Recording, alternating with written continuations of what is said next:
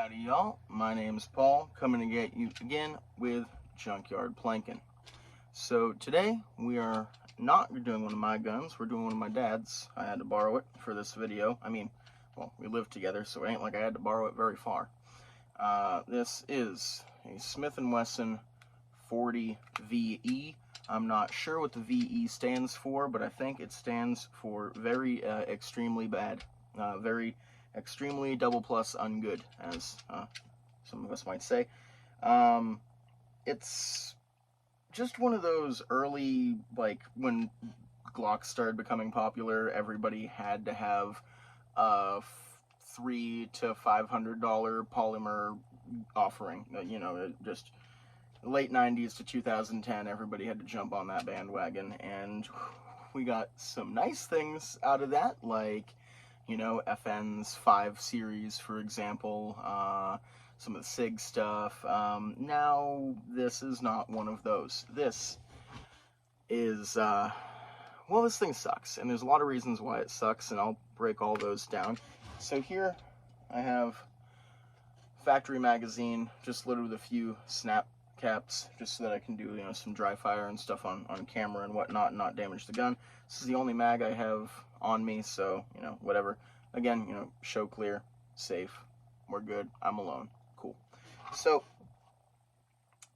I guess we'll start from the bottom and work our way up. We'll start with the grip and the mag and just work our way towards the muzzle of the gun. So, one thing I don't like is that this is a 40 Smith & Wesson magazine. Now this is 10 rounds because I live in California, and California is fucking cucked.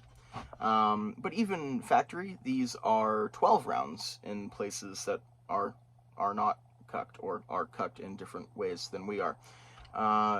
That's just unacceptable for this magazine. I mean, look how tall it is, look how wide it is, it's double stack, and all they can get in there is 12, and this big honkin' magwell sits flush, full-sized handgun, and all they can get us is a 12-round factory mag.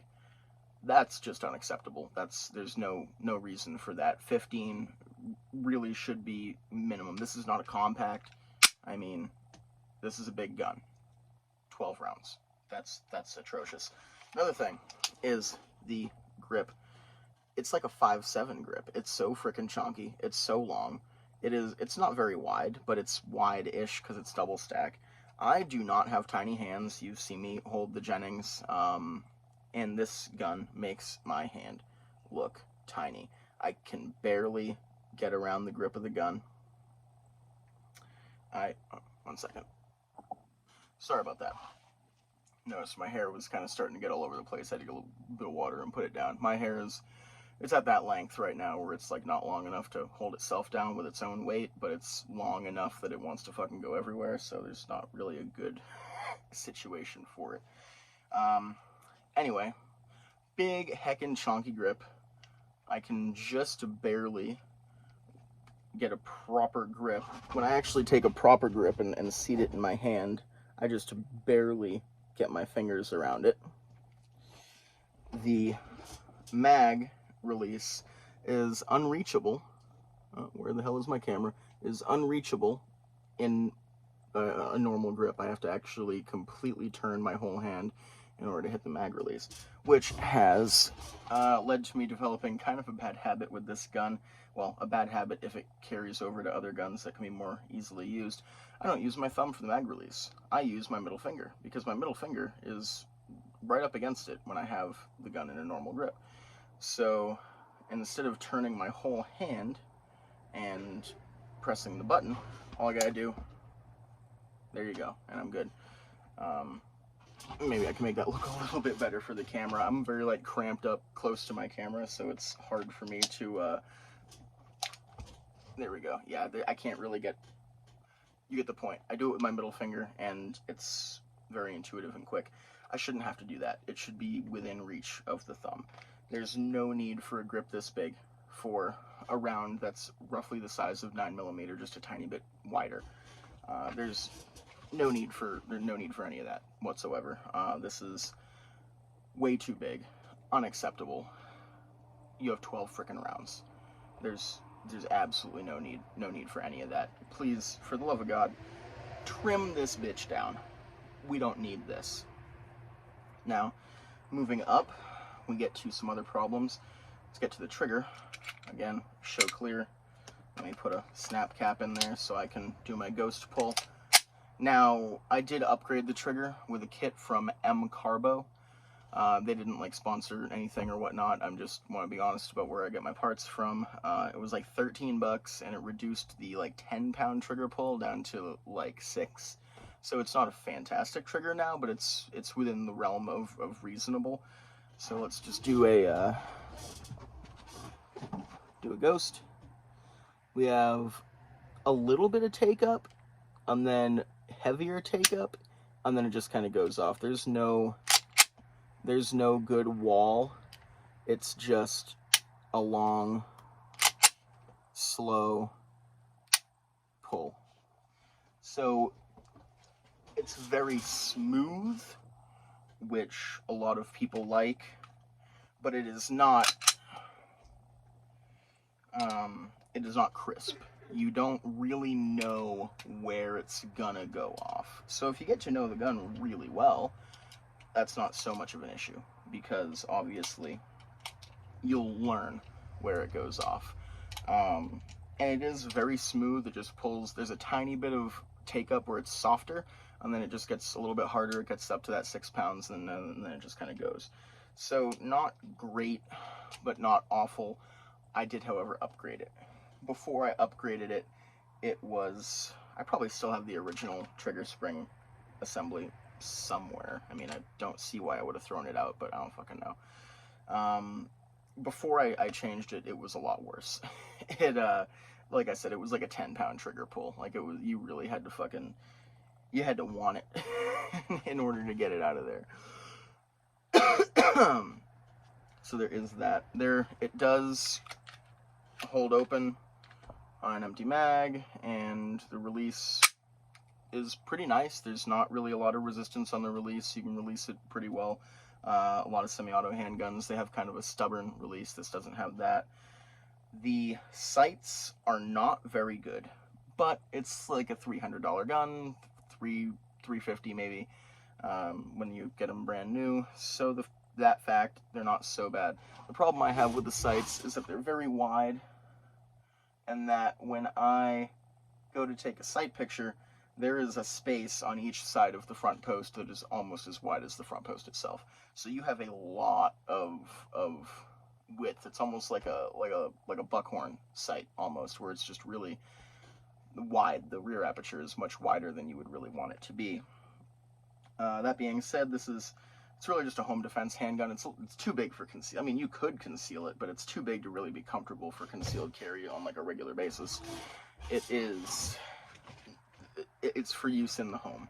So considering that, home distances, you're not really going to see much of anything past 10 yards. This is adequate for that task. They're not good, but they work. They at least have some eye relief, because there's the white on the black, so you can at least pick it out in not the greatest light conditions, so that's okay. Another problem I have is this thing is way too long. Like, everything is way farther forward than it needs to be, which leads to it being very front heavy and unwieldy, and just not as pointable, like quickly pointable, as a lot of other handguns can be. I mean, if you look, there is a whole lot of wasted space. I mean, you don't even get a barrel until about right. Your barrel doesn't even start until right here. And then you have all of this. They could very easily have made this gun a full inch shorter and retained everything. It would have been shorter, it would have been lighter. It would have been good for concealed carry, or at least acceptable for concealed, comfortable, I should say. Why they had to take this much space in the rear for all of like your disconnector, your trigger assembly stuff and all that, there's no need. You can do all of this in much less space. Then again, it's $300, so take what you get, I suppose. Now, there is one good thing about it being so front heavy, and that is with 40 Smith & Wesson, you have a bit more recoil than 9, and the very front-heavy firearm does not kick quite as bad. It doesn't. You don't get as much muzzle flip. You get more of a pushback, which is nice in a round that tends to be quite snappy. Having more of a push rather than a snap is good. That being said, your bore axis is fucking atrocious. Look how high that bore is. The bore is up here above my finger. That attributes to a little bit more snap. So you have slightly reduced snap because of the front weight, but you have a little bit more snap because your bore axis is kind of whack. I do like the rear. It feels good in the hand. I just wish that they would trim down this grip a little bit. Just let me get slightly better purchase. Like I said, I don't have the smallest hands in the world, and so the fact that I can't get a good grip on this thing means that a lot of people probably can't get a good grip on this thing. That being said, it has not been cleaned in quite some time, so let's just do a disassembly. Now, it's kind of hard for me to show you this because I don't have any hands, but essentially you do have to depress the trigger, so you do want to just make sure that you're clear, and you want to pull the trigger, keep the trigger depressed, then you want to push the your barrel against something until it goes back, and then you want to pull down on the tabs here, and then the slide should just come right off. I'm going to do that off camera because I can't move my camera. So I got it, came right off, literally did it just right there while I was talking to you. It's very, very, very, very, very simple. So here you have all the guts and good stuff. You have your barrel, which take off the spring. The recoil spring is captive, so which is fucking really nice. It means it won't jump across the room on you when you take the gun apart. This is actually, I'm a fan of this. This I like. I like this. Gun I'm not so crazy about, but I like that feature. I believe FN uses a similar thing in the their 5.0 series or their 5 series. And then from there you can just pull out your barrel. Now this hasn't been cleaned in months. It hasn't been cleaned since before I went on vacation, and I've been back from vacation for like 6 months. So there's a bit of fouling, but you can see down the, if you can see down the barrel. I don't know that you can. Yeah, you can. Barrel is relatively clean. The rifling is very much intact and in decent shape. Now, here you have your firing pin catch. I've never taken it apart beyond this. I've never had to. I mean, in my mind, if you don't take apart the firing pin assembly, then it won't get dirty enough for you to need to take it apart. So, that. It's a very simple fucking metal slide. In here, you have your disconnector, trigger linkage, ejector, just normal polymer frame pistol stuff. Nothing fancy. Now, I guess I'll talk about the ammo that I'm going to be using, and then we can head out. The ammo is literally next to my fucking foot. So, I bought this box. Now, I probably released a short. If I didn't release it as a short, fuck it. I have a video explaining this box of ammo. I'll insert it here. Get a fucking load of this.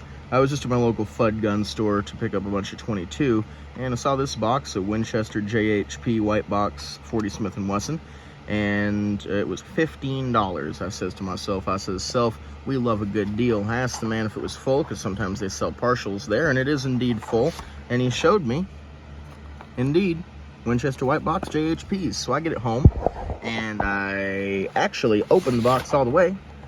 There are no less than 4 types of ammunition in this box. There is a single round of Cellier and Bayeux flat nose. There's a bunch of RP flat nose. There is the promised Winchester white box, And there is some Winchester steel-cased ammo with different head stamps in the middle. So that's what you get for $15. So yeah, we have either 4 or 5 types of ammunition in here. I'll go over it in a little bit more detail since I didn't have time in the 60-second short to go into any more detail.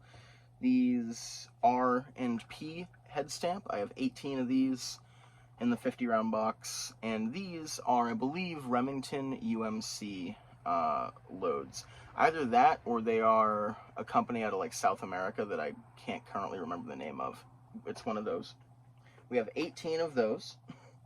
We have 4 of these marked Winchester. Y'all can't see that at all. Marked Winchester on the head stamp, completely spelled out 40 S&W. We have these, which are also Winchester, but they just say WIN. Again, 40 Smith & Wesson.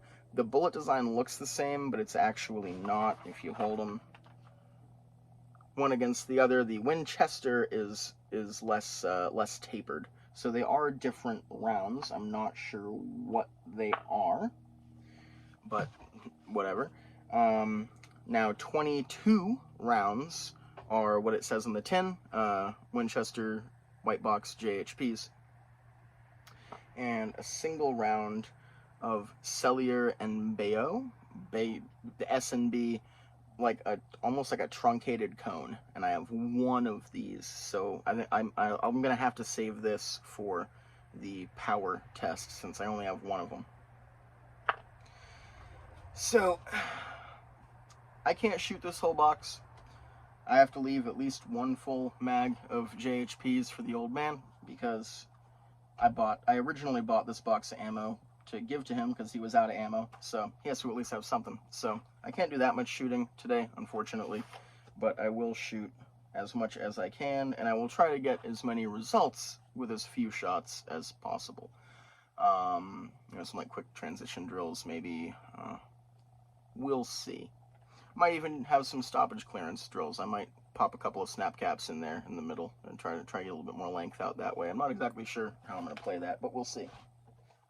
So let's get out on the range and we will see how this Bad Larry performs. All right, I'm out here on the range, and I'm just going to take a quick 3-shot group because I haven't shot this gun in like over 6 months, and my old man was sticking around with the sights, so see if we're in the ballpark, and then we'll get to more testing. All right.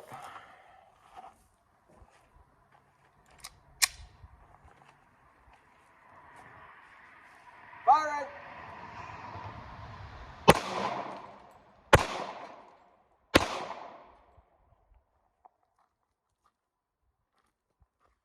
All right, well, let's go take a look.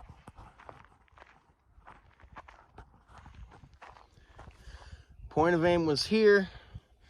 1, 2, 3. So a little bit low, and I'm not a good handgun shooter, so all that spread is probably me. So it's a bit low, but other than that, looking pretty good. All right, let's set up this next exercise. Just gonna be doing transition 2 on Microsoft Microchip, 2 on everybody's favorite gay furry icon, Tony the Tiger, and then 1 and 1 for a total of 6 shots. 2 shots left, 2 shots right, 1 shot left, 1 shot right. Just see how fast I can get it and how centrally I can locate them. Over here, I'm going to be aiming for Microsoft computer chip. Over there, I'm going to be aiming for right in between Tony's eyes. So we'll see. Tony, no, Tony. I said we should just be friends. Tony, put that away. Tony, stop!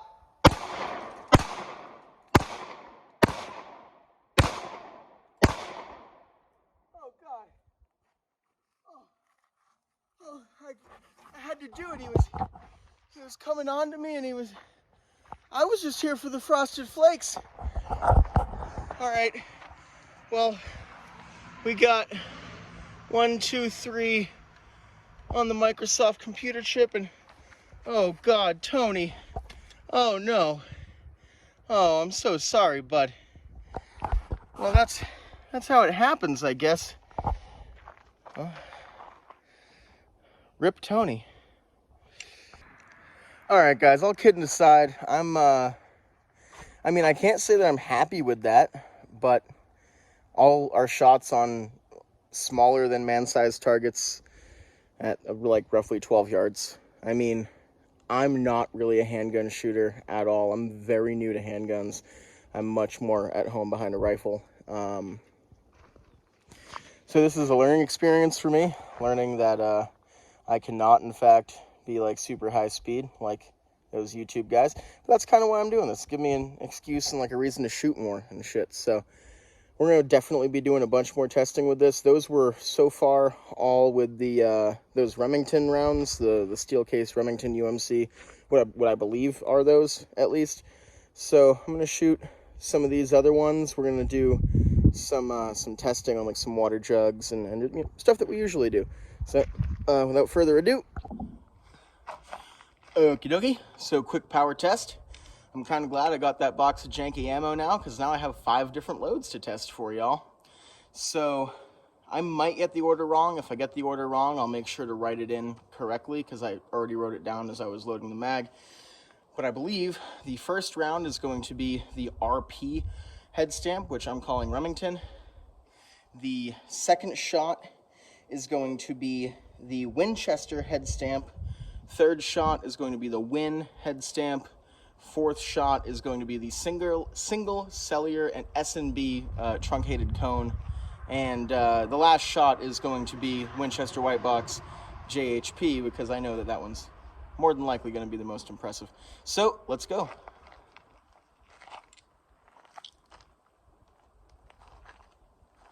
After I got my ear pro. Okie dokie.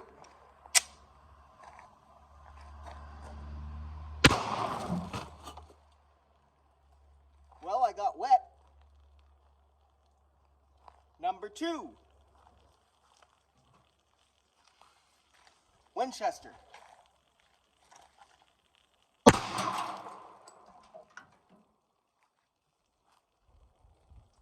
Less impressive. Number 3, Win head stamp.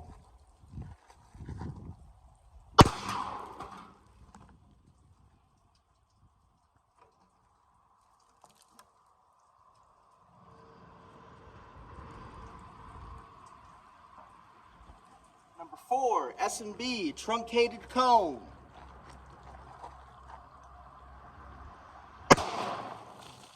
Woo, that one was pretty fucking good. Blew the whole damn thing up. Hope that one wasn't 10 millimeter. Oh, I actually probably should have fucking checked, huh? That would be funny. All right, Winchester White Box JHP. I'm about to take a bath.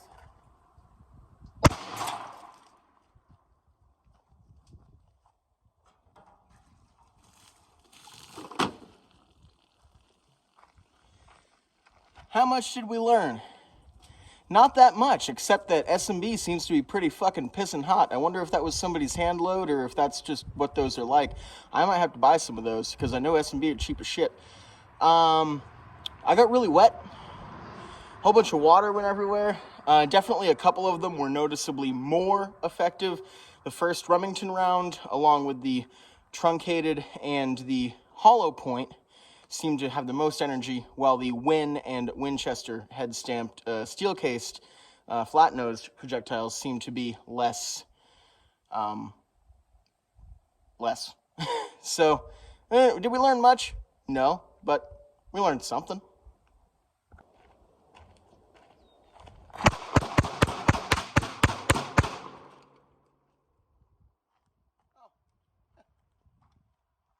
Sorry, I didn't see you there. So, I know y'all must be dying to know my final thoughts. Mixed, but mostly negative. I will say that it could be me. However, I did much better with the Jennings from a farther distance. And I know that the Jennings is regarded as like one of the worst guns of all time. So the fact that my groups were like twice as big with this really makes me believe that this gun is just inherently inaccurate, and that it's not just, Jesus Christ, look at that fucking shit. It's not just me. Some positives include it is $300 for a full-sized handgun and a full-sized handgun cartridge that goes bang every time. We've had this thing, well, the old man has had this thing, and we've lived together, so we've had it, I guess, for the past few years. And we've put somewhere between 900 and 1,200 rounds through it. Mostly just mag dumping into trash on holidays and just using it as a noisemaker most of the time, not like training with it and just shooting the cheapest ammo we could find. But it has gone bang every single time, except for 2 ammo failures that were because he had improperly stored some ammo. So it's only ever failed twice, and it was the ammo's fault. Like, the ammo was just not good. So there is that. For very little money, you can get something that's better than a High Point. Not a lot better, but better. The trigger is better, especially if you upgrade it with the M-Carbo kit. It's like $13. So for 300 plus 13, you can get one of these if you don't have nothing else, and you can find yourself whatever cheap 40 caliber ammo. There's a lot of it. There's a lot of cheap 40 Smith & Wesson out there, and you just go to town and shoot and shoot and shoot and get decent with it. This I can recommend to defend yourself with. The Jennings I can't, because this shoots every time. It uses a round that's very capable of stopping threats. And, well, I mean, that's the benchmark for a defensive handgun. The capacity is low, the recoil ain't great, the accuracy ain't great, but every single one of my shots was small, smaller than a man-sized target at about 10 yards. And then I took them quick 10 shots at the end, and all those were within about that big, and that was at like 7 yards, maybe 5 or 7 yards. I had to get closer than I wanted to because of I don't have a tripod. I use one of them old scales that you'd get on at the doctor's office like 20 fucking years ago, and I ripped the top off and used the bracket in the top to hold my phone. So I'm really fucking limited as to what angles I can get. But even then, that was across, small room distance, and everything was in a group of about that big. So perfectly acceptable. Just not good. The recoil is unpleasant. I only fired like 25 rounds, and I fucking bruised my thumb a little bit. And I literally only shot 25 fucking rounds, or maybe less, maybe even less than 25, and I got a bruise on my thumb. And that's because ergonomically, this thing is like, I don't have an appropriate metaphor, but it sucks ergonomically. It bites into the hand. It's hard. It feels good in the hand before you shoot it, although it does feel too large. And then you go to shoot it, and you're like, oh no, this is trash. I did enjoy testing various types of ammo. That actually should be useful to somebody, though. That truncated SMB, I'm really surprised, unless that's like somebody's hand load that was just on an SMB head stamp. But everything else was factory ammo.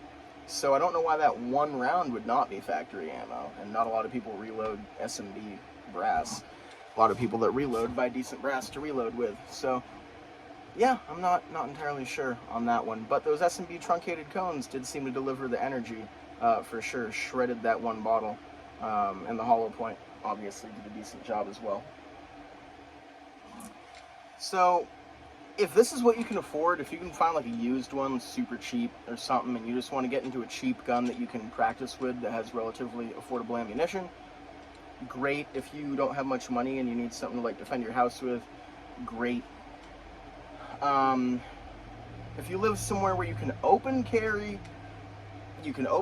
this. I would not recommend it for concealed carry. It's just too fucking big. It's uncomfortable, and you can remove this pick rail down here, and it'll be a lot slimmer of a profile. But even then, it's just long. It's long. It comes out way too fucking much at the back. It's just unnecessarily large. You can get good carry handguns for, if you have a little bit more money, around $500, and then you can start getting into like used CZs and stuff that are a lot better than something like this. So I don't like it. I can't shoot it very effectively. I can't recommend it. Have a good one.